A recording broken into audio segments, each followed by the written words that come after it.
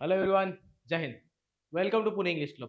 मित्रांनो, आपण सरळ सेवेची जी बॅच सुरू आहे, TCS पॅटर्न असेल, TCS PYQ अनालिसिस असेल, IBPS पॅटर्नचं अंडरस्टँडिंग करणं असेल, या संबंधीचे आपण लेक्चर्स पाहतोय.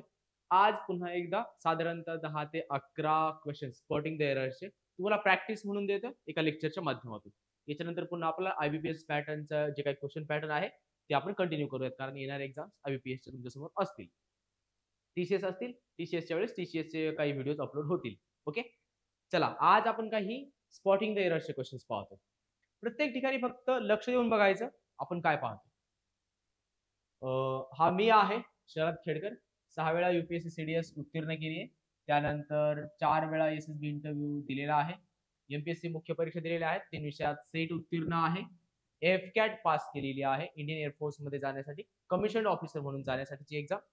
त्यानंतर युनिव्हर्सिटी ग्रांट्स कमिशन अगोदर एक एक्झाम घ्यायचं जी आता NTA कंडक्ट करतं, नॅशनल टेस्टिंग एजन्सी. ती नेट JRF ची परीक्षा पास केली आहे आणि मी एक PhD स्कॉलर आहे.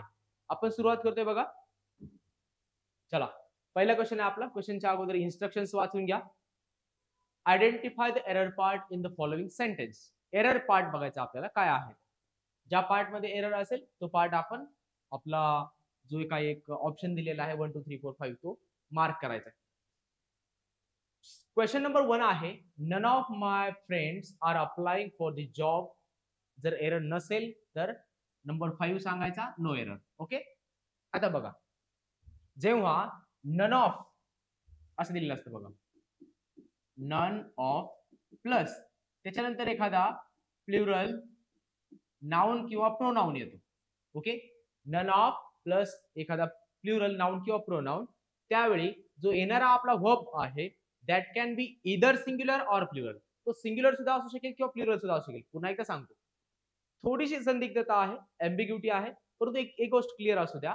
नन ऑफ नंतर तुम्हाला तुमच्याबरोबर नन ऑफ नंतर सेंटेन्स मध्ये जेव्हा एखादा प्लुरल नाउन येतो किंवा प्रोनाउन येतो, येते का लक्षात, त्यावेळी समोर सेंटेन्स मध्ये जो येणारा वर्ब आहे सब्जेक्ट वर्ब अग्रीमेंट नुसार तो काय असायला पाहिजे, सिंग्युलर किंवा प्लुरल. या ठिकाणी काय वापरला त्यांनी, आर. आर हा प्लुरल साठी वापरतात म्हणून हा पार्ट सुद्धा बरोबर आहे. None of my friends are applying for the job. तसं जर बघायला गेलं, रूल काय आहे आपला पायलट थ्योरी मध्ये सुद्धा फार क्लिअरली म्हटलंय, नन ऑफच्या नंतर जेव्हा एखादा प्लुरल नाउन किंवा प्रोनाउन येतो त्यानंतर येणारा वर्ब जो आहे तो सिंग्युलर सुद्धा असू शकतो किंवा प्लुरल सुद्धा असू शकतो. या ठिकाणी बघा, मग 1 2 3 4 या कुठल्याही पार्ट मध्ये एरर नाही. आपला आन्सर काय असायला पाहिजे, नो एरर, नंबर 5. आपल्याला जर एरर शोधायला सांगितलाय तर नेहमीच एरर असेलच असं नाही. इथे लक्षात, कधी कधी एरर सुद्धा नसू शकतो. नन ऑफच्या नंतर प्लुरल नाउन किंवा प्रोनाउन जर आला तर येणारा वर्ब हा सिंग्युलर किंवा प्लुरल असू शकेल. ओके, चलो नेक्स्ट क्वेश्चन कडे जाऊया. A group of friends want to visit the new plant as early as possible. A group of friends want. आता मला सांगा, आपल्याकडे काय होतं ना, एक एरर ऑफ प्रॉक्सिमिटी म्हणून एक कॉन्सेप्ट आहे. आता आपण हे सगळं सब्जेक्ट वर्ब अग्रीमेंट मध्ये शिकलेलो आहोत. फायनल टच आपली जी इंग्लिश ग्रामर रिव्हिजनची बॅच आहे त्या ग्रामर मध्ये, त्या बॅच मध्ये सुरुवातीचे 2 लेक्चर्स हे सब्जेक्ट वर्ब अग्रीमेंट नुसार आहेत. पहिलं लेक्चर हे सर्वांसाठी फ्री ठेवलेलं आहे, व्यवस्थित बघून घ्यायचं. दुसरं लेक्चर सुद्धा सब्जेक्ट वर्ब अग्रीमेंटचं आहे, ते बॅचच्या विद्यार्थ्यांसाठी. A group of friends want to visit. Error of proximity काय असतो, आपलं एक सेंटेन्स असतं, सेंटेन्स मध्ये एक सब्जेक्ट दिलेला असतो, सब्जेक्ट नंतर ते सेंटेन्स कंटिन्यू होतं पुढे ज्या ठिकाणी आपला वर्ब यायचा आहे त्या वर्बच्या जस्ट अगोदर एखादा वर्ड असतो. हा वर्ड आपल्याला प्लुरल दिसतो. हा प्लुरल दिसल्यानंतर आपल्याला वाटतं की वर्ब सुद्धा प्लुरल पाहिजे. कधी कधी हा वर्ड आपल्याला सिंग्युलर दिसतो. सिंग्युलर जर दिसत असेल तर आपल्याला वाटतं की वर्ब सिंग्युलर पाहिजे, परंतु या वर्ड नुसार वर्ब नाही ठरत. आपला जो सब्जेक्ट आहे सेंटेन्स मधील, वर्बचा जो सब्जेक्ट असतो, according to that subject verb should be there. Getting it. आता बघा, a group of friends want to visit the new plant. A group of friends, हे फ्रेंड्स जरी प्लुरल दिसत असलं तरी सुद्धा ते सब्जेक्ट नाहीये. हे बघा, फ्रेंड्स आहेत, या फ्रेंड्सचा एक ग्रुप आहे, तो हा ग्रुप आहे, बरोबर का. मग जेव्हा एक ग्रुप बनलाय, एक कलेक्टिव्ह नाउन जर बनलाय, तर कलेक्टिव्ह नाउन साठी वर्ब कसा पाहिजे, सिंग्युलर पाहिजे. कारण आपण एक ग्रुप बनलेला आहे तर त्या ग्रुपचा ऍज अ होल विचार करतो. मग आपला हा ग्रुप काय झाला, सिंग्युलर झाला. जर ग्रुप सिंग्युलर आहे तर आपला वर्ब सुद्धा काय पाहिजे, सिंग्युलर. म्हणून जो मेन आपला सब्जेक्ट आहे तो फ्रेंड्स नाहीये, तर ग्रुप हा आपला फ्रेंड्स आहे. ग्रुप हा सिंग्युलर असल्यामुळे वर्ब सुद्धा आपला काय पाहिजे, सिंग्युलर. वर्ब वॉन्ट न येता काय येईल, WANTS, वॉन्ट्स. आले का लक्षात? A group of friends wants to visit the new plant as early as possible. Error कोणत्या पार्ट मध्ये आहे, मग नंबर 2 या पार्ट मध्ये आपला एरर आहे. पुढे जाऊयात. चलो, third question. The cabinet minister and the prime minister was at the airport to receive the foreign dignitaries. परदेशातून जे काही पाहुणे आलेले आहेत, सन्माननीय पाहुणे आलेले आहेत, त्यांना घेण्यासाठी टू रिसीव्ह म्हटलंय. इंग्लिशमध्ये असंच कन्स्ट्रक्शन असतं, अशाच प्रकारची वाक्यांची रचना असते. द कॅबिनेट मिनिस्टर सुद्धा होते, अँड द प्राईम मिनिस्टर. आता बघा, अँड नंतर प्राईम मिनिस्टर आहे, हे सिंग्युलर आहे, राईट. प्राईम मिनिस्टर हा आपला सिंग्युलर आहे, म्हणून आपल्याला काय वाटेल की आपला वर्ब सुद्धा काय पाहिजे, सिंग्युलर पाहिजे. परंतु लक्षात घ्या, ज्यावेळी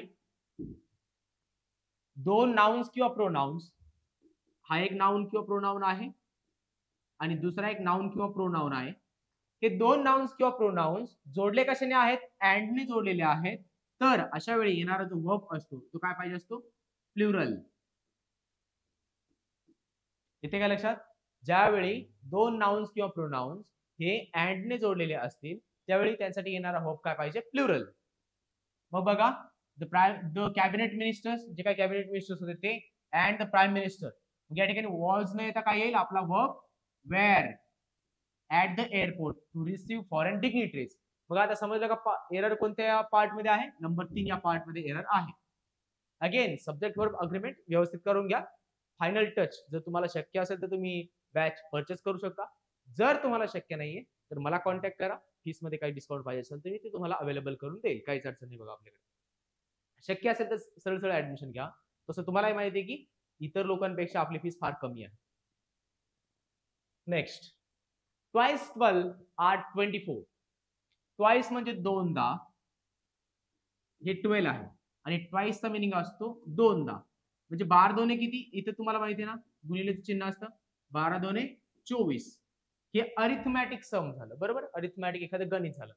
हे जेव्हा आपल्याला सांगायचं असतं त्यावेळी ट्वाइस 12 असं जर आलं असेल तर समोर आर न येता तिथे वर्ब येणारा जो आहे तो सिंग्युलर पाहिजे. फार छोटीशी गोष्ट आहे, सिंपल गोष्ट आहे, पण तू माहित असावी म्हणून हा एक सेंटेन्स घेतलेला. ओके, ट्वाइस 12 आर न येता सिंग्युलर वर्ब पाहिजे म्हणून इज 24. आता तुम्ही म्हणाल याला लॉजिक वगैरे, लॉजिक नाही, जिथे ग्रामर आहे ते रूल्स आले. फक्त रूल्स सोपे करून सांगण्याचं काम मी करतो. ओके, ज्या ठिकाणी लॉजिक आहे त्या ठिकाणी लॉजिक सांगितलं जाईल.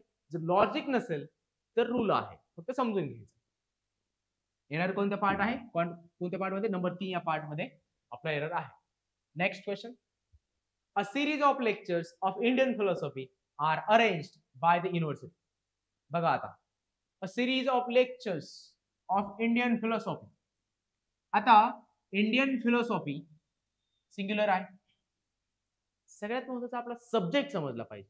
आता काय होतं बघा, a series of lectures of Indian philosophy are arranged by the university.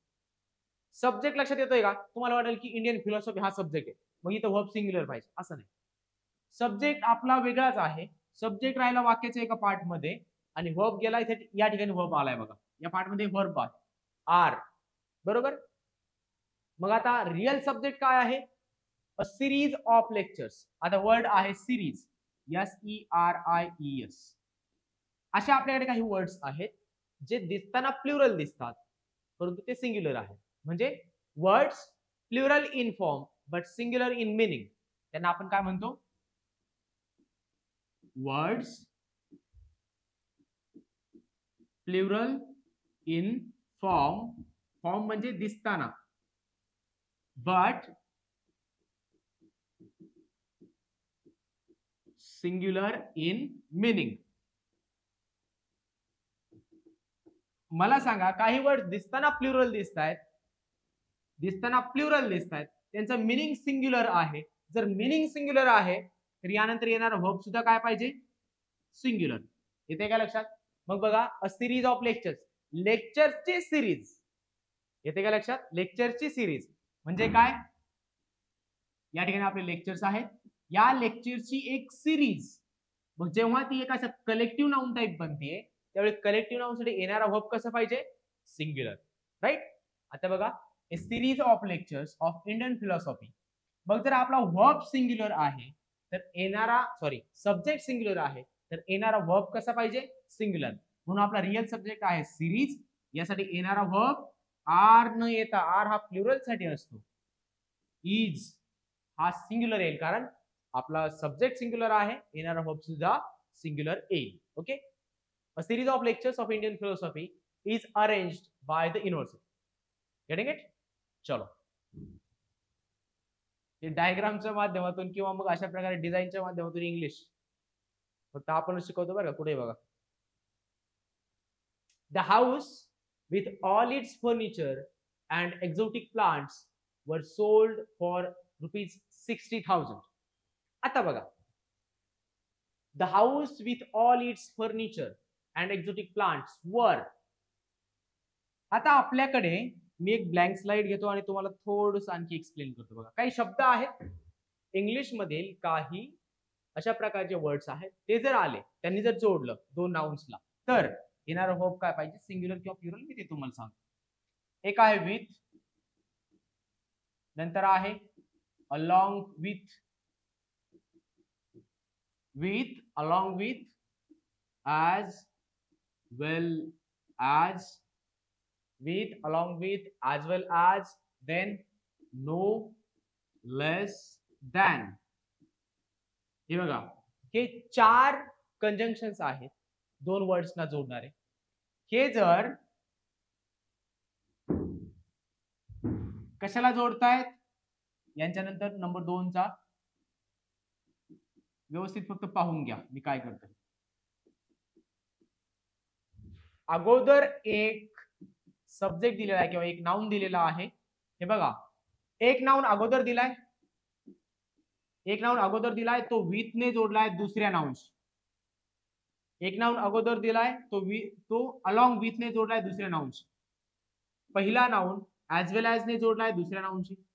पहिला नाउन किंवा प्रोनाउन नो लेस देन ने जोडलाय दुसऱ्या नाउनशी. अशा वेळेस, अशा प्रकारे जेव्हा विथ अलॉंग विथ, पुन्हा एकदा बघा, with along with, as well as, no less than, यांनी जर दोन नाउन्स किंवा प्रोनाउन्स जोडलेले असतील तर त्यानंतर येणारा जो वर्ब आहे तो आपल्या पहिल्या सब्जेक्ट नुसार किंवा पहिल्या नाउन नुसार पाहिजे. येतंय का लक्षात? पहिला नाउन किंवा प्रोनाउन जर सिंग्युलर असेल तर वर्ब सिंग्युलर, पहिला नाउन किंवा प्रोनाउन जर प्लुरल असेल तर वर्ब प्लुरल येईल. ओके, या वापस. आता बघा, द हाऊस जोडलंय कशाने, विथ ने. जर विथ ने जोडलंय, मी काय काय म्हटलं, with along with, as well as, no less than, यांनी जर दोन नाउन्स किंवा प्रोनाउन जोडलेले असतील तर पहिल्या नाउनच्या नंबर आणि आपण पर्सन नुसार म्हणूयात, नंबर आणि पर्सन म्हणजे जे काय सिंग्युलर प्लुरल वगैरे आहे त्यानुसार आपला वर्ब ठरेल. आता बघा बरं, पहिला काय, the house is first, noun और प्रोनाउन. सेकंड काय, with all its furniture, right, हे आहे सेकंड. आपल्याला फर्स्ट नुसार घ्यायचा. हाऊस काय झाला, सिंग्युलर. जर आपला पहिला नाउन जर सिंग्युलर आहे, येणारा वर्ब कसा पाहिजे, सिंग्युलर. म्हणून बघा, the house with all its furniture and exotic plants. वेअरचा काय संबंध, वेअर हा प्लुरल साठी येतो, आपल्याला पाहिजे वॉज. का, पहिला नाउन आपला सिंग्युलर आहे त्यामुळे येणारा वर्ब सुद्धा काय येईल, सिंग्युलर येईल. कोणत्या पार्ट मध्ये एरर आहे, नंबर 4 या पार्ट मध्ये आपल्याला एरर भेटलाय. एक छोटीशी कॉन्सेप्ट, फर्निचर हा शब्द FURNITURE,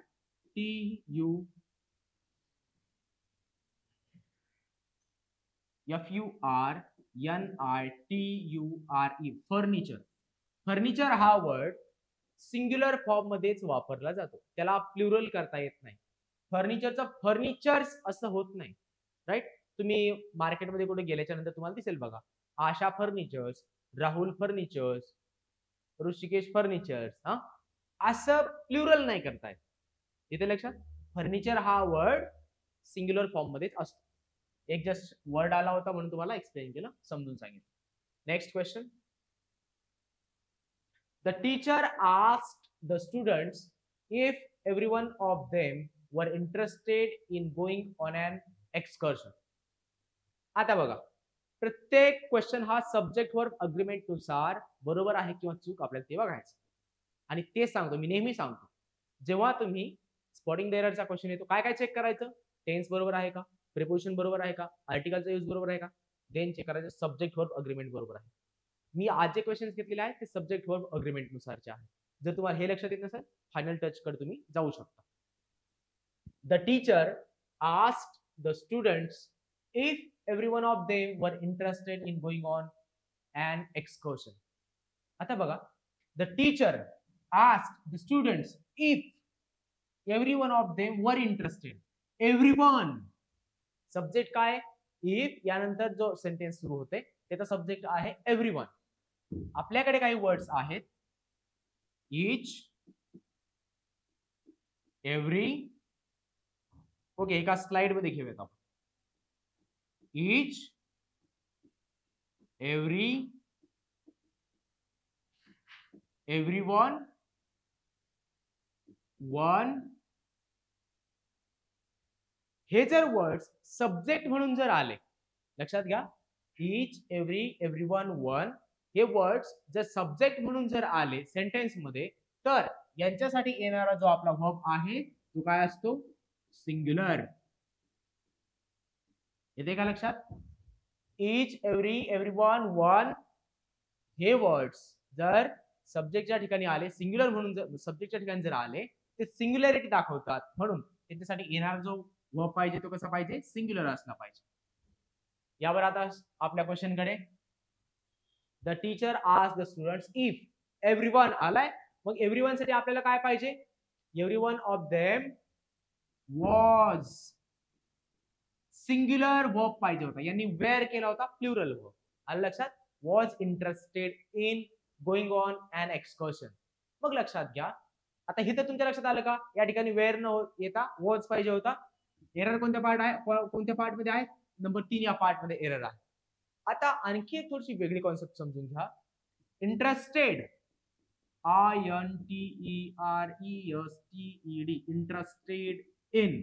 इंटरेस्टेड या वर्ब नंतर नेहमी इन हे प्रेपोजिशन येते. कळालं का कोणतं प्रेपोजिशन येतं? इन. आता लक्षात घ्या, अलीकडे फेब्रुवारी महिन्यावर सुरू होता बघा, किंवा फेब्रुवारी महिन्यामध्ये काय होतं तुम्हाला माहिती? एखादा दादू एखाद्या दीदीकडे गेला आणि तिला म्हणाला की I am interested at you.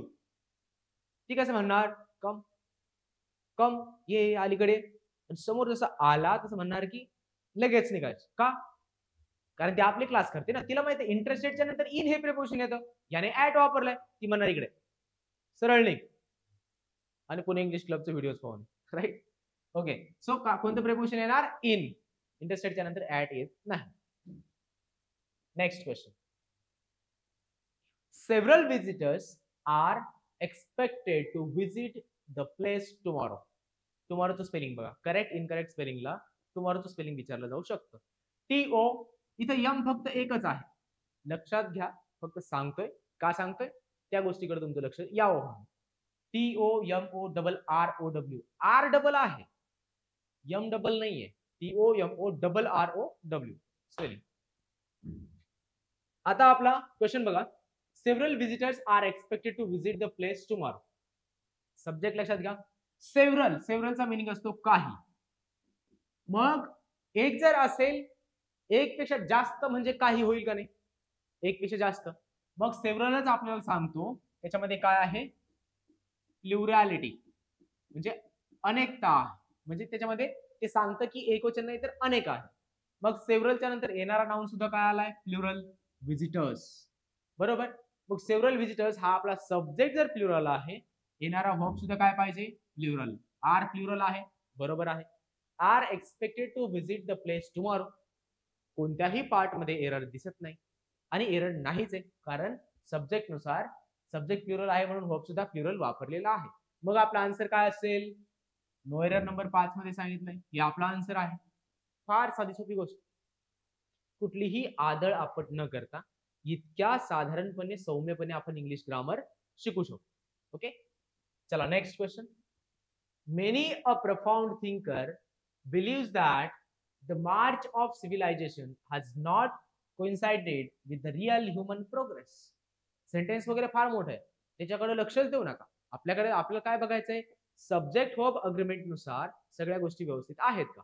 Subject singular असला तर वर्ब सिंग्युलर पाहिजे, सब्जेक्ट प्लुरल असेल तर वर्ब प्लुरल पाहिजे. आता बघा, many a MANY, many a जर आपला सब्जेक्टच्या ठिकाणी असेल तर आपला जो वर्ब आहे तो सिंग्युलर असतो. येते का लक्षात. आणि आणखी एक गोष्ट तुमच्या लक्षात येऊन जाईल, मेनी अ नंतर बऱ्याचदा येणारा जो नाउन आहे तो नाउन सुद्धा तुम्हाला प्लुरल दिसेल. ओके, मेनी अ हा सब्जेक्टच्या ठिकाणी असेल तर आपला वर्ब सुद्धा सिंग्युलर असेल. गोष्ट लक्षात आली. त्यानंतर मेनी अ नंतर येणारा जो नाउन असतो तो सुद्धा तुम्हाला प्लुरल दिसेल. आता बघा, मेनी अ सब्जेक्ट आहे, याच्यानंतर येणारा नाउन काय म्हटलं मी, नाउन जो आहे तो कसा असेल, सिंग्युलर आहे, सिंग्युलर. मेनी अ या सब्जेक्ट साठी येणारा जो आपला वर्ब आहे तो काय पाहिजे, सिंग्युलर. बिलीव्स, आता तुम्हाला हे कळतंय का, तुम्ही जर आपली फायनल टच या ग्रामर रिव्हिजन बॅचचं पहिलं लेक्चर जरी पाहिलेलं नसेल ना, तरी थोडंसं एक कॉन्सेप्ट तुमच्या लक्षात येणार नाही, जे मी तुमच्या लक्षात आणून देतो. बघा, वर्बचा जो फॉर्म आहे बिलीव्ह घेऊयात. आता जो आपला आला होता बघा, BELIEVE, बिलीव्ह. वर्बचा अशा प्रकारे जो बेस फॉर्म असतो त्याला आपण काय म्हणतो, तो वर्बचा प्लुरल फॉर्म असतो. म्हणजे प्लुरल जे सब्जेक्ट आहेत त्यांच्यासाठी अशा प्रकारे फॉर्म वापरला जातो. आता जे सब्जेक्ट आपले सिंग्युलर आहेत त्यांच्यासाठी BELIEVES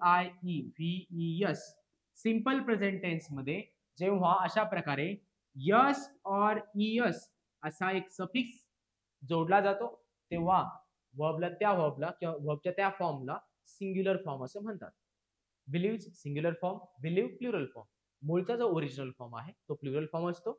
अशा प्रकारे अशा प्रकारे यस किंवा इयस ज्यावेळी तुम्ही जोडताय सफिक्स म्हणून त्यावेळी वर्बचा जो फॉर्म तयार होतो तो सिंग्युलर पकडला जातो. आता बघा बरं, मेनी अ हा सब्जेक्ट आहे. मेनी अ जर सिंग्युलर असेल, आपण म्हटलं ना मेनी हा सिंग्युलॅरिटी दाखवतो, मेनी अ हा सिंग्युलर सब्जेक्ट समजला जातो, म्हणून मेनी अ साठी नंतर येणार जो वर्ब आहे तो सुद्धा सिंग्युलर पाहिजे. आलाय का सिंग्युलर, बिलीव्स. मग इथपर्यंत बरोबर आहे. मेनी अ नंतर सिंग्युलर नाउन आलाय, वर्ब सुद्धा आपला सिंग्युलर आहे.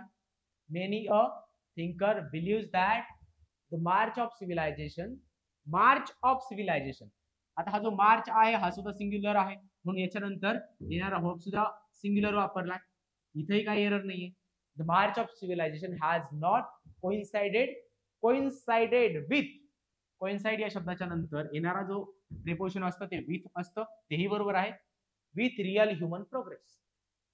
आता सगळं पाहिल्याच्या नंतर आणि सगळ्या गोष्टी मी तुम्हाला एकदम क्लिअरली सांगितल्याच्या नंतर जर एरर दिसलाच नाहीये, जर मला एरर भेटत नाही तर एरर नाहीच. ओके, सो आपला आन्सर काय असेल, no error. Okay, next question कडे जाऊयात आपण. Bacteria is probably the most common form of life on earth. आपल्याला साधी सोपी गोष्ट आहे, एक असतं नाउन, मग त्या नाउनचा आपल्याला जर ते नाउन सिंग्युलर असेल तर त्याचा प्लुरल फॉर्म माहिती पाहिजे, बरोबर का. बघा आता बॅक्टेरिया शब्द आहे, पहिली गोष्ट तर आपल्याला हेच माहिती नसतं हे सिंग्युलर आहे की प्लुरल फॉर्म आहे. ओके, बॅक्टेरिया हा प्लुरल फॉर्म आहे, त्याचा सिंग्युलर फॉर्म असा असतो बघा, बॅक्टेरियम. BACTERIUM, बॅक्टेरियम हा सिंग्युलर फॉर्म आहे. बॅक्टेरिया हा प्लुरल फॉर्म आहे. जर सब्जेक्ट आपला प्लुरल असेल तर वर्ब सुद्धा प्लुरल पाहिजे, त्यांनी इज वापरलाय, इज न येता त्या ठिकाणी काय येईल, bacteria are probably the most common form of life on earth. आलं लक्षात. मग या ठिकाणी एरर कोणत्या पार्ट मध्ये आहे, आपला नंबर 2 या पार्ट मध्ये काय आहे, एरर आहे. ही एक आपली ओकॅब मास्टरची बॅच आहे. जर तुमचं ओकॅब व्यवस्थित नसेल, परफेक्ट नसेल तर तुम्ही ही बॅच जॉईन करू शकता. तुम्हाला पालॅन्सुरी, SP बक्षी आणि ब्लॅक बुक या स्टँडर्ड बुक्स मधलं ओकॅब या ठिकाणी दिलेलं आहे. या बॅच मध्ये लेक्चर्स 60+ या बॅच मध्ये असतील. रेकॉर्डिंग सुरू आहे, काही लेक्चर्स अपलोड झालेले आहेत, तुम्ही ती जॉईन करू शकता. 750 जरी प्राइस दिसत असली तरी सुद्धा तुम्हाला या बॅचला जर ऍडमिशन घ्यायचं असेल तर 499 रुपयांमध्ये या बॅचला तुम्हाला ऍडमिशन करता येईल. 60+ लेक्चर्स असतील. यामध्ये बेसिक पासून ऍडव्हान्स पर्यंत सगळ्या प्रकारचा ओकॅब घेतलेला आहे. नेक्स्ट बघा, दुसरी आहे final touch grammar revision batch आहे. रेडन मार्टिन, पॉल अँड स्टुनी आणि एस.पी. बक्सी या 3 स्टँडर्ड बुक्स मधून, त्याचबरोबर केम्ब्रिज पब्लिकेशनचे आणि ऑक्सफोर्ड पब्लिकेशनचे जे बुक्स आहेत त्यातील काही सेंटेन्सेस वगैरे एक्सप्लेन करण्यासाठी घेतलेत. काय होतं ना, आपल्याकडे जे पुस्तकं आहेत त्या पुस्तकांमध्ये एकदम साधे साधे सेंटेन्सेस घेतलेले असतात. शी राइट्स अ लेटर, तिला काही कामच नव्हतं. शी राइट्स अ लेटर, आणि ते सेंटेन्स ते कुठल्या एक्झामला दिसतच नाही. मग एक्झामला स्टँडर्ड बुक्स मधील सेंटेन्सेस तुम्हाला दिसतील. मग ते आपण आपल्या वेगवेगळ्या बॅचेस मध्ये घेतलेले आहे. ओके, की final touch grammar revision batch आहे. अगेन 750 जरी प्राइस दिसत असली तरी सध्या तुम्हाला ऍडमिशन हे 499 रुपीज मध्ये भेटून जाईल. ओके, चलो, that's all for the day.